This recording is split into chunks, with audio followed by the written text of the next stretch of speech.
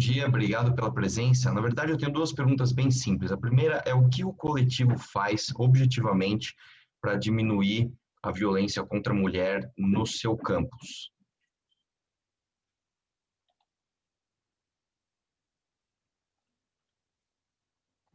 Bom dia, deputado. O coletivo, a gente atua, como eu falei, fazendo aí uma como que eu posso explicar? Como uma espécie de proteção às mulheres, às estudantes. Como eu falei, a gente atua bastante nesses eventos que muitas estudantes estarão presentes, geralmente em festas onde as mulheres, elas, de fato, ficam muitas vezes mais vulneráveis.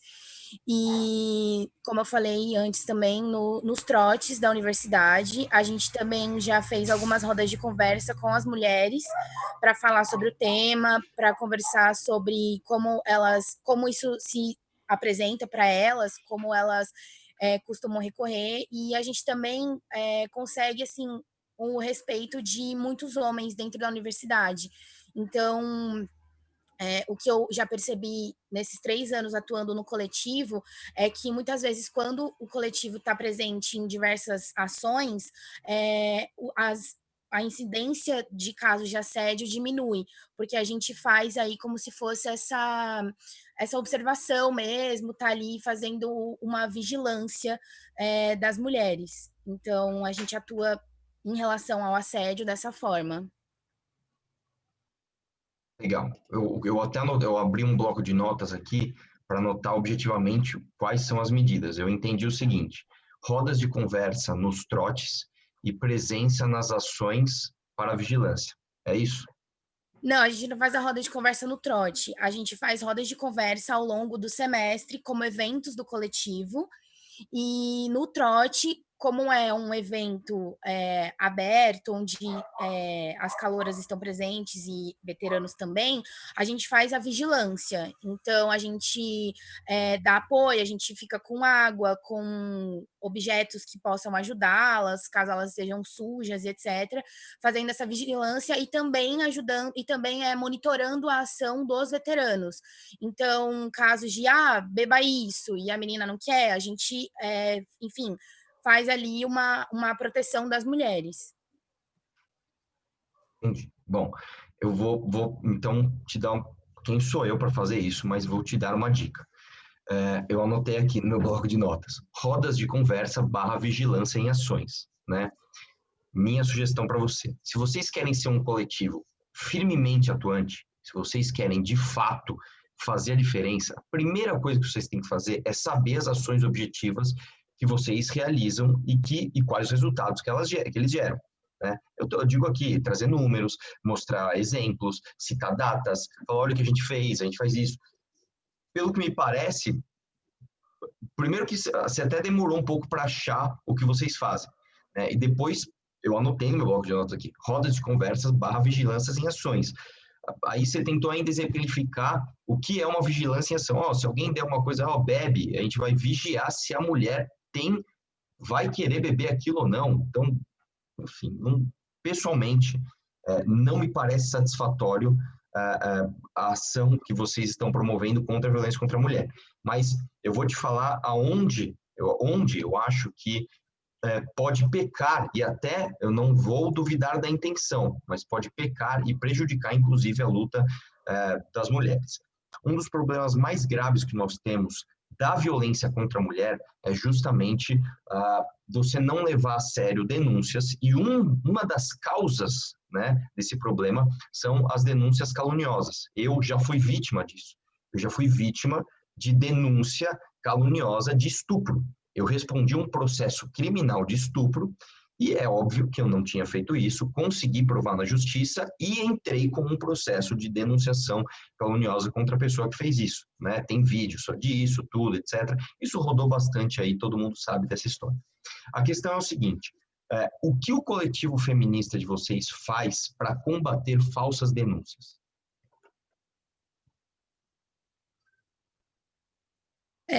Primeiramente, o nosso coletivo, ele não recebe esse número, assim, exacerbado de denúncias, porque a gente porque muitas vezes essas denúncias elas não são sequer faladas, né? São casos pontuais. Eu entendo a sua ponderação sobre a nossa ação, mas a nossa ação, ela de fato é muito bem acolhida, inclusive por outras entidades da universidade. O coletivo nunca atua sozinho, a gente sempre atua com apoio tanto do centro acadêmico quanto da bateria e da atlética. Então, essas entidades, elas apoiam a nossa ação, o que significativamente diminuiu em 3 anos os casos de assédio, porque antes isso não era, antes não existia essa vigilância, e hoje já existe. A gente não tem dados, a gente não tem esses números, porque é muito difícil a gente mensurar, a gente não faz forms ou qualquer tipo de estatística em relação a isso. Até porque a gente não tem como saber como era nos outros anos. Eu estou no 7º semestre, eu não tenho dados da época que eu não era aluna, para fazer essa comparação de como é hoje e de como era antes. Sobre as denúncias, quando a gente recebe algumas denúncias, como eu falei, é muito difícil uma instauração de um processo administrativo.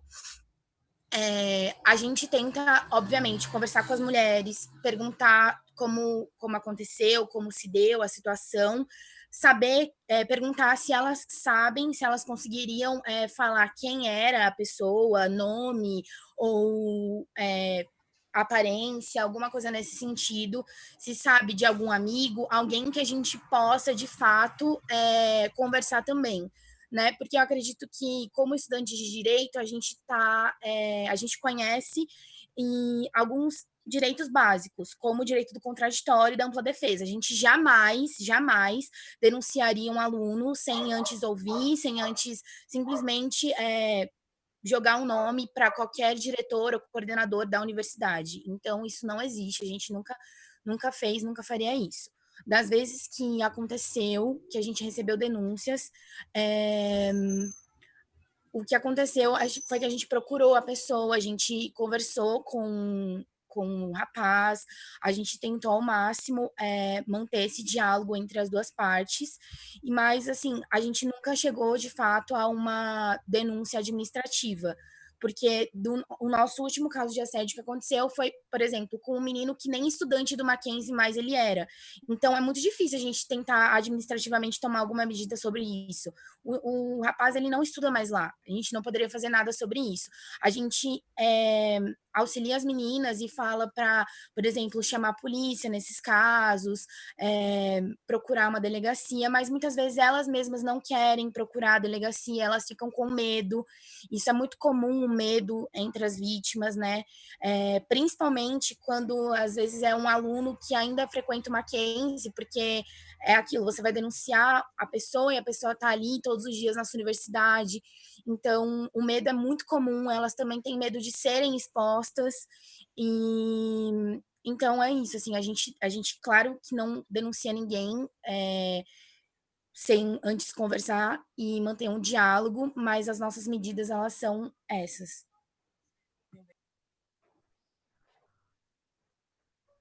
Bom, obrigado pelas suas respostas. Eu vou concluir aqui para ser bem breve, se eu puder, novamente, quem sou eu, mas se eu puder dar um conselho para vocês.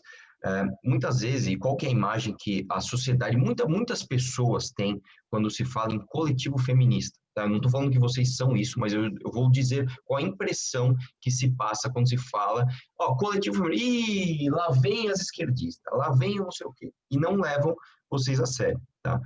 O que eu acho um grande problema, porque justamente eu, pessoalmente, acho muito importante que exista um conjunto de mulheres defendendo os direitos da mulher e protegendo as mulheres de eventuais violências que possam ocorrer dentro de campos ou dentro da rua, ou na rua, que seja, tá?